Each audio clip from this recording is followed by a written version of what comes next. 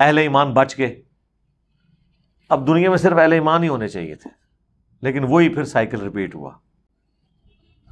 تاریخ اپنے آپ کو دہراتی ہے. حق اور باطل کی جنگ کشمکش جاری رہتی ہے. پھر اس امت کے اندر وقت گزرنے کے ساتھ ساتھ مشرکانہ اوہام، شرکیہ ایکٹیویٹیز، دنیا کی محبت کے غلبے کی وجہ سے، شیطان کے انفلوئنس کی وجہ سے، نفس کے غلبے کی وجہ سے آنا شروع ہوئی. پھر دو پارٹیاں بن گئی، اور ادھر بھی کوئی ڈومیننٹ پرسنالٹی تھی، سمود، جن کے نام کے اوپر پھر اس قوم کا نام پڑ گیا. وَإِلَىٰ ثَمُودَ أَخَاهُمْ صَالِحًا، اور قوم سمود کی طرف ہم نے انہی میں سے، ان کے بھائیوں میں سے صالح کو بھیجا. قَالَ يَا قَوْمِ اعْبُدُوا اللَّهَ، انہوں نے بھی وہی بات کی، اے میری قوم عبادت کرو اللہ کی. مَا لَكُم مِّنْ إِلَٰهٍ غَيْرُهُ، تمہارا کوئی معبود نہیں ہے سوائے اس کے. قَدْ جَاءَتْكُمْ بَيِّنَةٌ مِّن رَبِّكُمْ، بے شک میں تمہارے رب کی طرف سے روشن دلائل لے کر آیا ہوں، اور وہ سب سے بڑی دلیل جو ان کا منہ مانگا معجزہ تھا. هَٰذِهِ نَاقَةُ اللَّهِ، یہ ہے اللہ کی اونٹنی. لَكُمْ آیَةٌ، جو تمہارے لیے آیا ہے، نشانی، معجزہ ہے. فَذَرُوهَا تَأْكُلْ فِي أَرْضِ اللَّهِ، تو اسے چھوڑ دو کہ یہ اللہ کی جو کھیتی ہے اس میں کھاتی پیتی رہے. وَلَا تَمَسُّوهَا بِسُوءٍ، اور برائی کے ساتھ اللہ کی اونٹنی کو ہاتھ نہیں لگانا. فَيَأْخُذَكُمْ عَذَابٌ أَلِيمٌ، اگر ایسا ہوا تو اللہ کا عذاب تم پر آ جائے. یہ بھی ان کے لیے آزمائش بن گئی. باقی جگہ قرآن میں آتا ہے کہ ایک دن اس اونٹنی کے لیے مقرر تھا، پانی پیتی تھی، سبزہ کھاتی تھی. ان کو خام خواہ یہ ٹینشن پڑ گئی کہ سب کچھ ہی کھا جائے گی. وہی اللہ تعالیٰ نے ذمہ داری لی ہوئی ہے.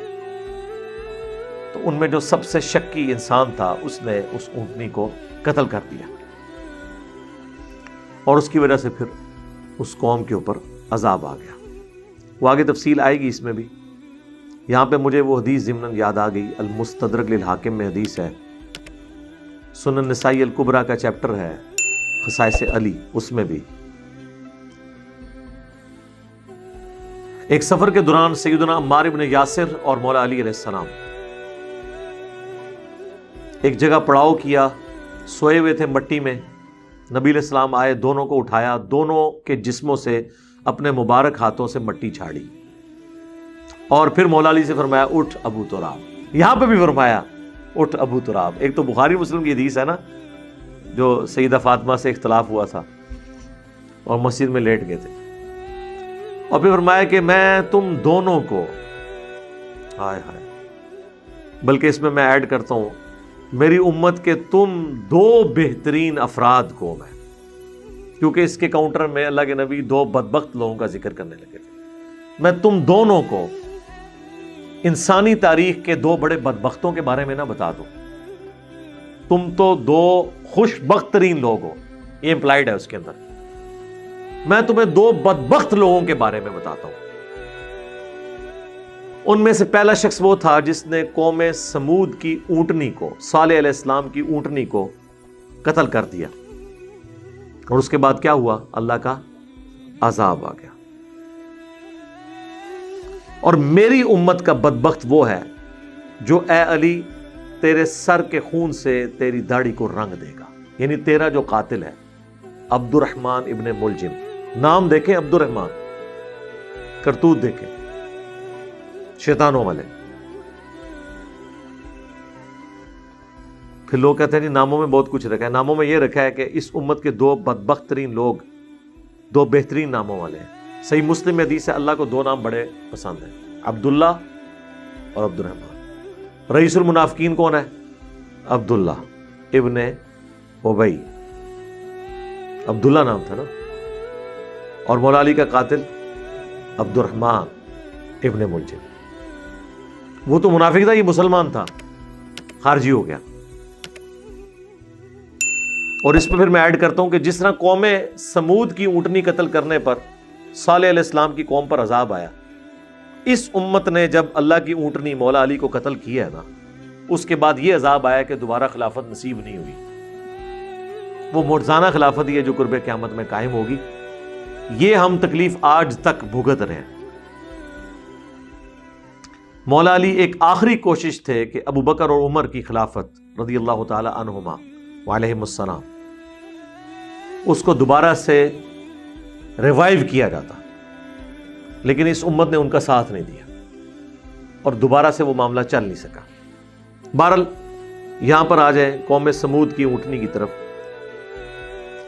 وَاذْكُرُوا اِذْ جَعَلَكُمْ خُلَفَاءَ مِن بَعْدِ عَادٍ، یاد کرو جب اللہ نے تمہیں جانشین بنایا تھا عاد کے بعد۔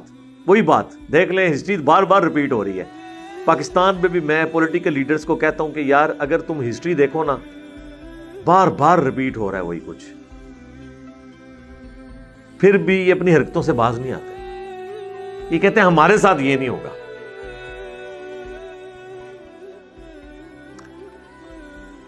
ایوب جو ہے وہ بھٹو کو اوپر لے کے آیا، ایوب کے ساتھ جو کچھ ہوئی وہ کروانے والا بھٹو تھا۔ بھٹو ضیاء الحق کو اوپر لے کے آیا، بھٹو کے ساتھ جو کچھ ہوا وہ کروانے والا ضیاء الحق تھا۔ مشرف کو کون اوپر لے کے آیا؟ نواز شریف۔ نواز شریف کے ساتھ جو کچھ ہوا کسی نے کیا۔ اس کے بعد دوبارہ نواز شریف کے ساتھ جو کچھ ہوا انہی کے ذریعے ہوا، اور عمران خان صاحب کے ساتھ جو کچھ ہوا وہ انہی کے ذریعے ہوا۔ دیکھ لیں، یہ ایپیسوڈ ریپیٹ ہوتے رہتے ہیں، لیکن لوگ تاریخ سے سبق نہیں سیکھتے۔ لوگ سمجھتے ہیں کہ ہمارے ساتھ یہ کچھ نہیں ہوگا۔ مجھے وہ ضمن یاد آ گیا، تاریخ الخلفاء میں جلال الدین سیوطی نے نقل کیا ہے، اس کی ہیڈنگ بنائی ہے کوفے کے محل میں سروں کی ترتیب۔ کوفے کے محل میں سروں کی ترتیب۔ عبد الملک بن مروان کے سامنے سر کاٹ کر جب رکھا گیا مصعب بن زبیر جو اشرم وشرا عبداللہ ابن زبیر، جو حضرت زبیر اشرم وشرا تھے ان کے بھائی، ان کا ہی چھوٹا بھائی تھا، ان کا بیٹا حضرت زبیر کا۔ تو وہاں ایک شخص کھڑا تھا، وہ تو آپ کو پتا ہے وہ پرسنل سیکٹری جو آج کل جس طرح پرائم منسٹر کے ہوتے ہیں، پرائم منسٹر چینج ہوتے رہتے ہیں، کابینہ وہی رہتی ہے، چند ایک لوگ چینج ہوتے ہیں، باقی مالی ہو گئے، دودھ دونے والے ہو گئے، ڈرائیور ہو گئے، وہ کوئی بھی پرائم منسٹر آئے اس کے ساتھ ہوتے ہیں۔ تو اس نے اس وقت اس کو کہا عبد الملک بن مروان کو کہ میں ایک بات آپ سے کروں، اگر آپ اسے سیریس لے لیں۔ اس نے کہا کرو۔ ان کا یہ جس جگہ پہ آپ بیٹھے ہیں نا، اور آپ کے سامنے لا کر مصعب بن زبیر کا سر رکھا گیا ہے، کچھ عرصہ پہلے آپ کی سیٹ پہ مصعب بن زبیر بیٹھا تھا اور اس کے سامنے مختار ثقفی کا سر رکھا ہوا تھا، اور اس سے کچھ عرصہ پہلے مختار ثقفی آپ والی سیٹ پہ بیٹھا تھا اور اس کے سامنے عبید اللہ ابن زیاد کا سر رکھا ہوا تھا، اور اس سے کچھ عرصہ پہلے آپ کی سیٹ پہ عبید اللہ ابن زیاد بیٹھا ہوا تھا اور اس کے سامنے حسین ابن علی کا سر رکھا ہوا تھا۔ جی جی یہ ترتیب ہے سر، یہ تو بخاری میں آیا ہے نا، 3748 حدیث، کہ جب عبید اللہ ابن زیاد کے سامنے سر کاٹ کر ایک تشت میں پیش کیا گیا گورنر کوفہ کے سامنے حسین ابن علی کا، کچھ عرصے بعد اسی تشت میں عبید اللہ ابن زیاد کا سر رکھا تھا اور کرسی پہ مختار ثقفی بیٹھا ہوا تھا۔ کچھ عرصے بعد اس تشت میں اس مختار ثقفی کا سر رکھا ہوا تھا اور کرسی کے اوپر مصعب بن زبیر بیٹھا ہوا تھا۔ کچھ عرصے بعد اس مصعب بن زبیر کا سر کاٹ کے تشت میں رکھا ہوا تھا، ادھر عبد الملک بن مروان بیٹھا ہوا تھا۔ جب اس نے سٹوری سنی نا، انہوں نے کہا اٹھو جی تو چکو سارا کچھ، اس نے محل ہی ختم کر دیا۔ انہوں نے کہا جی بھائی جی تو اسی انہوں شفٹ کرنا ہے، بغداد شفٹ کرو، ٹھیک ہے نا، وہ اپنا جو دارالخلافہ ہے وہ شام شفٹ کرو جی، کوفے تو میں نے رہنا ہی نہیں ہے، انہوں نے ختم کرتا۔ بغداد تو پھر عباسیوں نے بنایا تھا، انہوں نے کہا ہم نے شام کو بھی نہیں، دمشق کو بھی نہیں رکھنا، انہوں نے پھر نیا سٹی بغداد۔ اس کے اوپر نا وہ انہوں نے تاریخ الخلفاء میں نا ایڈنگ بنائی ہوئی ہے، کوفے کے محل میں سروں کی ترتیب، ٹھیک ہے، پاکستان کے پرائم منسٹر ہاؤس میں بھی یہ ترتیبیں بنتی ہیں، بعض کے سر کٹے، بعض کے نہیں کٹے، بل پوسٹیں سب سے چھینی ہیں۔ یہ تاریخ ہے جو اپنے آپ کو ریپیٹ کرتی رہتی ہے۔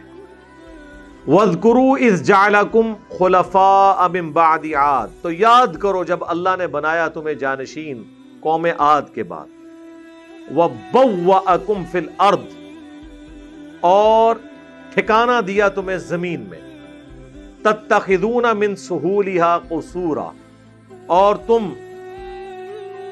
میدانی علاقوں میں عالی شان محل بناتے ہو، وَتَنْحِتُونَ الْجِبَالَ بُيُوتًا، اور پہاڑوں کو تراش تراش کر مکانات بناتے ہو۔ اچھا یہ آج بھی موجود ہے، وہ پچھلے دنوں ہمارے وہ ناظر علی بھائی بھی گئے ہوئے تھے وہاں، انہوں نے وہاں سے وی لاگ بنایا ہے، وہ جو بڑے بڑے پہاڑ تراش کے نا، خیر پہلے بھی کافی لوگوں نے بنائی ہوئی ہیں، جتنے لوگ وہاں پہ جاتے ہیں، اندر کمرے چھوٹے ہی ہیں، وہ ایک روب کے طور پر وہ بڑے بڑے دروازے ہیں۔ قرآن حکیم میں زیادہ تر انہی رسولوں کا ذکر ہے جن سے عرب کے لوگ واقف تھے، ایک بس موسیٰ علیہ السلام ہی ہیں جو مصر کی سائڈ کے ہیں، باقی سب عرب کی اس سرزمین کے اندر ہی آتے ہیں جن کا میں نے ذکر کیا۔ فَاذْكُرُوا آلَاءَ اللَّهِ، تو یاد کرو اللہ کی نشانیوں کو، نعمتوں کو، وَلَا تَعْثَوْا فِي الْأَرْضِ مُفْسِدِينَ، اور زمین میں فساد نہ مچاؤ۔ قَالَ الْمَلَأُ الَّذِينَ اسْتَكْبَرُوا مِنْ قَوْمِهِ، پھر کہا ان کی قوم کے سرداروں نے جو تکبر کرنے والے تھے، لِلَّذِينَ اسْتُضْعِفُوا، ان لوگوں سے جو کمزور تھے، لِمَنْ آمَنَ مِنْهُمْ، جو ایمان لے آئے، کمزور لوگ تو بےچارے ایمان لے آتے ہیں، وہ تو پیسی رہے ہوتے ہیں، انہیں فرق نہیں پڑتا، اور پسنے والا بندہ گاڈ اورینٹڈ زیادہ ہوتا ہے، کیونکہ اس کو زندگی میں انجوائے کرنے کے لیے کچھ نہیں ہوتا، تو جلدی اللہ کی طرف مائل ہونے والا ہوتا ہے۔ لمن آمن منہم، جو ان میں ایمان لے کر آئے، اتعلمون ان صالحا مرسل، وہ سردار کہنے لگے تمہیں لگتا ہے کہ یہ رسول ہی ہے صالح جو ہے،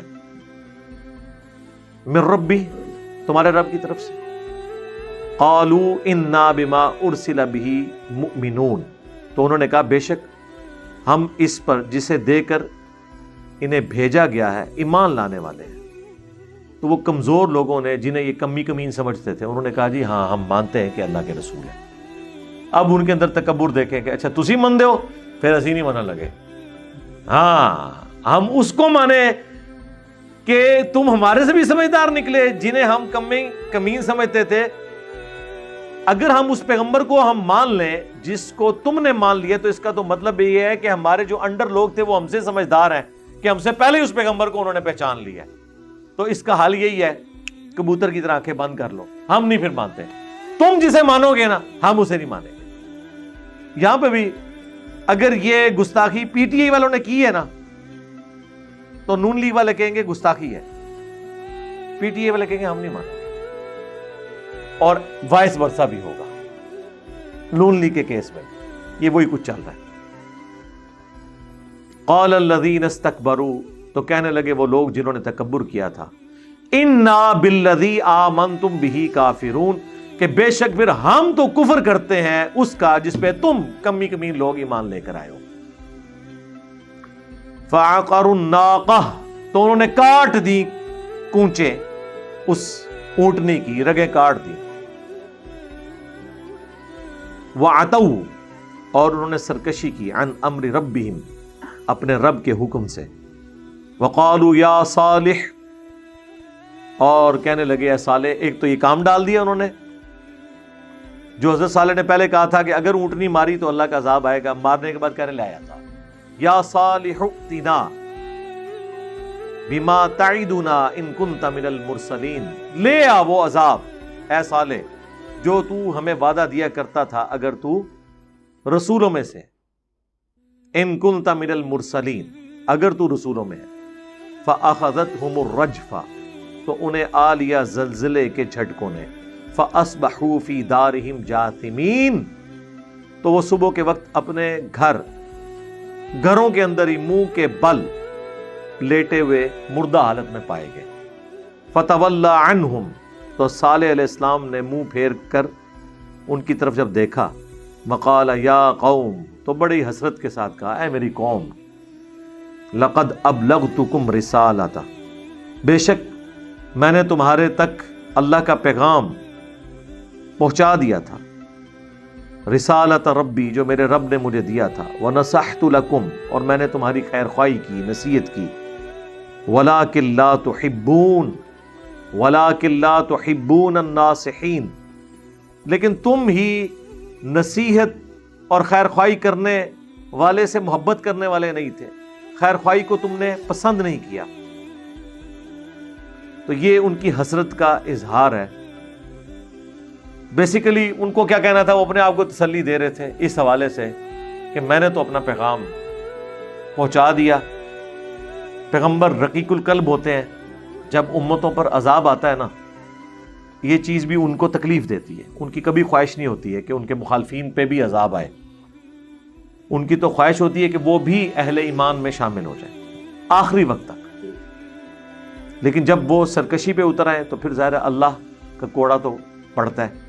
ہمارے نبی علیہ السلام کو اللہ تعالیٰ نے قرآن میں جگہ جگہ اس چیز کے اوپر آپ کہہ لیں کہ سختی کے ساتھ فرمایا ہے کہ اپنے آپ کو ہلاک کر لو گے اس غم سے، فَلَعَلَّكَ بَاخِعٌ نَفْسَكَ عَلَىٰ آثَارِهِمْ إِن لَّمْ يُؤْمِنُوا بِهَٰذَا الْحَدِيثِ أَسَفًا، کہ لوگ اس قرآن کے اوپر ایمان نہیں لے کر آ رہے، اس غم میں اپنے آپ کو ہلاک کر لو گے۔ مَا أَنزَلْنَا عَلَيْكَ الْقُرْآنَ لِتَشْقَىٰ، ہم نے قرآن اس لیے نازل نہیں کیا کہ تمہیں مشقت میں ڈال دیں، إِلَّا تَذْكِرَةً لِمَن يَخْشَىٰ، یہ تو نصیحت ہے اس کے لیے جو ڈر جائے۔ فَذَكِّرْ بِالْقُرْآنِ مَن يَخَافُ وَعِيدٍ، قرآن سے اسی کو آپ نصیحت کریں جو اللہ کی دھمکی سے ڈرتا ہے، یعنی جو ڈرنا نہیں چاہتا اس کے لیے قرآن میں کوئی ہدایت نہیں۔ جو ڈرنے والا ہے، ہدایت لینے والا ہے، وہ اس شخص کی مانند ہے جو سویا ہوا ہے، جب پیغمبر اسے جگائے گا وہ جاگ جائے گا، اور جو ہدایت قبول نہیں کرنے والا وہ اس جاگے ہوئے شخص کی مانند ہے جو جان بوجھ کے آنکھیں بند کر کے لیٹا ہوا ہے، اس کو سارے آگے جھنجھوڑیں، وہ ہوں کرے گا، اٹھے گا نہیں، کیونکہ اس کی نیت اٹھنے کی نہیں۔